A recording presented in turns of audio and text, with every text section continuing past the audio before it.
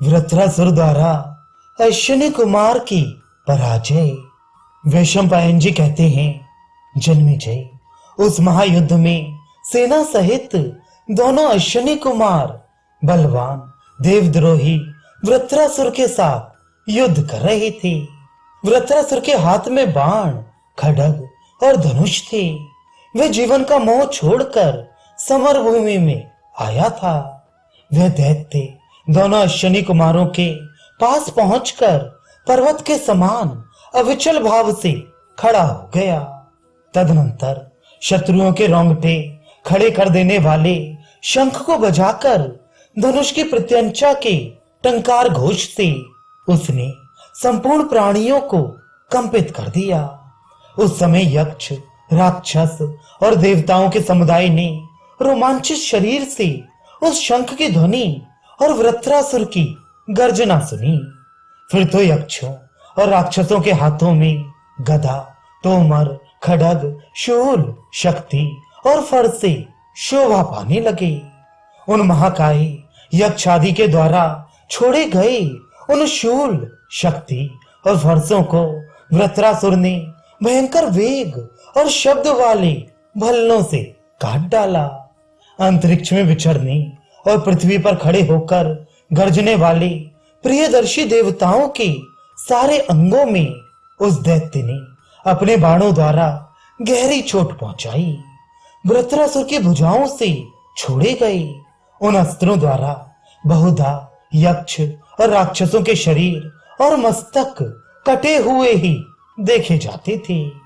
तदनंतर पृथ्वी पर खून की बड़ी भारी वर्षा होने लगी। गदा और परिघ से घायल हुए देवताओं के शरीर से ही वह रक्त वर्षा हो रही थी।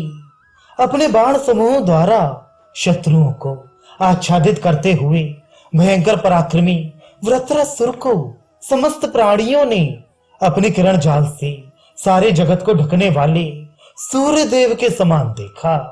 प्रचंड किरणों वाले सूर्य के समान संपूर्ण देवताओं को ताप देते हुए उस बलवान दैत्य ने कुपित होकर मर्म भेदी सहायकों द्वारा उन सबको घायल कर दिया। देवताओं के सहायकों से पीड़ित होने पर भी वह नाना प्रकार से सिंहनाद करता रहा। रणभूमि में देवताओं ने असुर राजवृत्र को कभी मोह या मूर्छा में पड़ते नहीं देखा। वे महारथी देवता उसके ऊपर ढाल, तलवार, गदा, परिघ, प्रहास, तोमर, फरसे और शूलों की वर्षा करने लगे।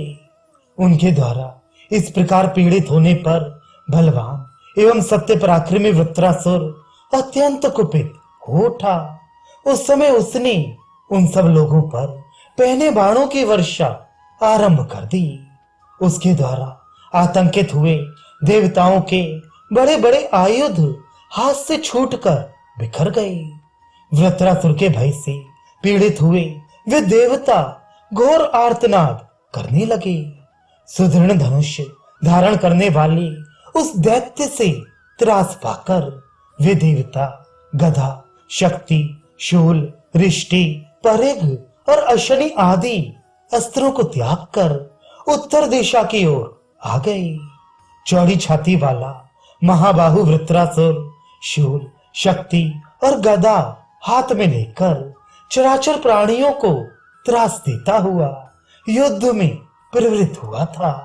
उन दोनों अश्विनी कुमारों में से एक सामर्थ्यशाली महाबाहु नासत्य हाथ में तलवार और त्रिशूल लिए रण क्षेत्र में अनुपम वीरता प्रकट करने वाले दैत्यराज वृत्रासुर की ओर दौड़े।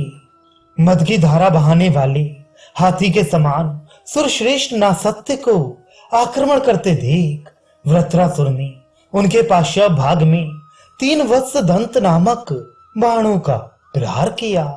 तब नासत्य ने वृत्रासुर को भी अपने बाणों द्वारा घायल कर दिया। उनके बाणों से विद्ध हो अमित पराक्रमी महाधनुर्धर गदा युद्ध विशारद बलवान वृत्रासुर ने गदा हाथ में ले ली। लोहे के सार तत्व की बनी हुई उस सुदृढ़ एवं भयंकर गदा को लेकर वह पराक्रमी दैत्य सहसा अश्विनी कुमार के पास आया और आते ही उसने उन पर उस गदा का प्रहार किया।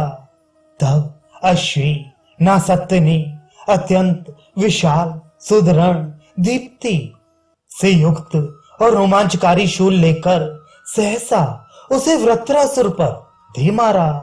गदा युद्ध में कुशल वृत्रासुर गदा के अग्रभाग से उस शूल के टुकड़े टुकड़े करके सहसा अश्विनी कुमार के पास आ पहुंचा, मानो गरुण सर्प के पास आ गए हों। उस बलवान वीर ने अंतरिक्ष से उछलकर पर्वत शिखर के समान उस विशाल गदा को घुमाकर ना सत्य के ऊपर दे मारा। उस गदा से आहत होकर ना सत्य अपने परम उत्तम शूल को त्याग कर सहसा उस स्थान को भाग गए जहां इंद्र युद्ध कर रहे थे। भयंकर पराक्रमी अश्विनी कुमार ना सत्य को युद्ध में पराजित करके विजय लक्ष्मी से सेवित वृत्रासुर उस समर भूमि में स्थिर भाव से खड़ा हो गया।